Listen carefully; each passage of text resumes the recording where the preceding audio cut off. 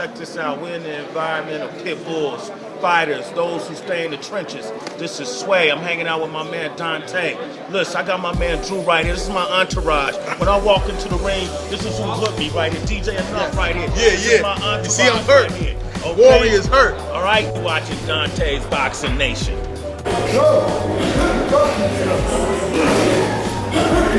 can't go that slow. Thank you for everybody. I'm let you broadcast.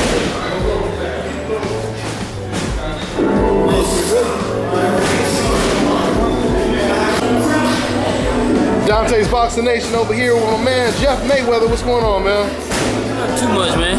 Yeah, you have a good 4th of July? Yeah, it was cool. It was my birthday. Oh, it was your birthday? Did y'all get them illegal fireworks? No, I'm messing with fireworks. Too old for that now. Oh, man. Man, we lit the whole sky up, man. But anyway, man, let's get talking about some boxing news. Now, Boxingscene recently, they just declared Golovkin is the most dominant boxer in all boxing. Exactly what they said was he's recognized as the most dominant boxer, and they attribute it to his high knockout ratio and his knockout streak. What is your thoughts on that? Well, I mean, if you attribute it to just that, of course he probably is. But who has he fought? At the end of the day, that's what a person gets ranked by who they, what their competition is. And I mean, and to be honest, we haven't had no stiff competition. Mm-hmm. Yeah. So you believe? So you believe it's kind of wild that your nephew is considered #1 best in the world. Andre Ward, who's very close to Golovkin in weight, he's rated above him, and they say that he's more dominant of a boxer than all of them. You think that's pretty wild? I mean, I don't necessarily think it's wild because I just think is that, like I said, if you're talking about, his knockout streak, his knockout streak is amazing, but who has he knocked out? And we've seen other fighters come up with high knockout ratios and then lose too. Yeah, but don't get me wrong. They're always looking to try to build somebody to be the next big thing. And he's on the course of becoming, maybe a major star, but he has to fight someone, and at this point in his career, he's not that because he hasn't fought anyone. And you're talking about, to even compare him to Floyd is nonsense because Floyd's dominated the sport for 18 years, and you're talking about a guy that's 38 years old and still the best fighter in the world. So, now when Golovkin get 38 years old, and if he's still doing this, then you can say that, but he's not.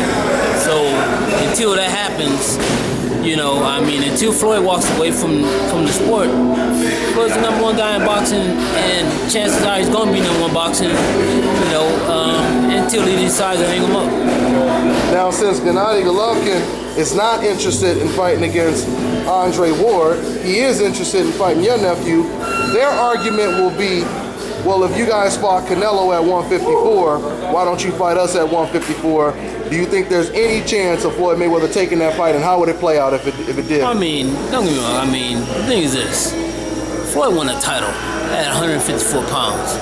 Floyd never weighed over 149 pounds when he won the title, so that don't mean nothing. Just because he fought a guy and he beat him, that's because he's better. And chances are he probably would beat Golovkin too. But, this guy comes from probably 175, 180 pounds. It don't make no sense. Just because you come down 6 pounds, don't mean that you really done anything. That might not hurt you. But you're talking about, especially when you're physically coming from that weight, and if you can maintain even 50 or 60% of your strength, you should be able to beat Floyd, but chances are no one knows what would happen. But Floyd's not the one thing that people don't realize is this: you know, everybody wants to try to get Floyd beat any way they possibly can. I mean, to be honest, I mean, I remember when he first made the fight with Canelo, everybody said, "Oh well." I mean, what happened? He played with Canelo, you know, and of course, I mean, everyone. I mean, and then there was even talk about him possibly fighting Andre Ward, Bernard Hopkins. All this stuff is ridiculous. You know, it's ridiculous. I mean, Floyd's a guy that's actually probably a 140-pounder. You know, just 147 is what he walks around at, and that's why he chose to fight there. Mm-hmm. You know, and everybody that's been put in front of him has lost. You know, and it makes no sense to, you know, finish your career, you know, fighting a young guy like this. That you know, and just because, like I said, if you make it to 54, that don't mean nothing. That's not even Floyd's weight. Drop to 47, then fight Floyd. Then outcome will be a totally different outcome. I'll guarantee that. Yeah, I think a lot of people would agree with that.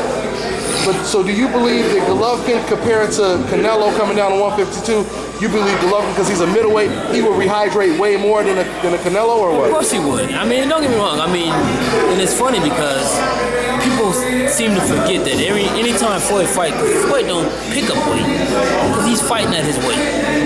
The guy that he's fighting ends up outweighing him by 20 pounds. Madonna was 160 something. Miguel Cotto was 160 something. You know, and Floyd was still 147 pounds.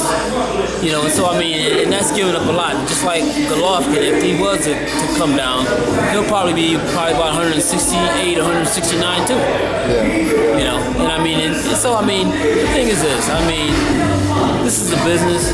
I mean, Floyd's practically done. It's not about Floyd trying to fight somebody to help build their status. Floyd don't need him. You know, I think Floyd don't really need nobody in boxing. Yeah. You know, when it comes to, because everybody is lined up for a payday, and that's basically what it's about. It's not about whether you can beat Floyd. It's about hopefully I can fight Floyd so I can get paid. That's it.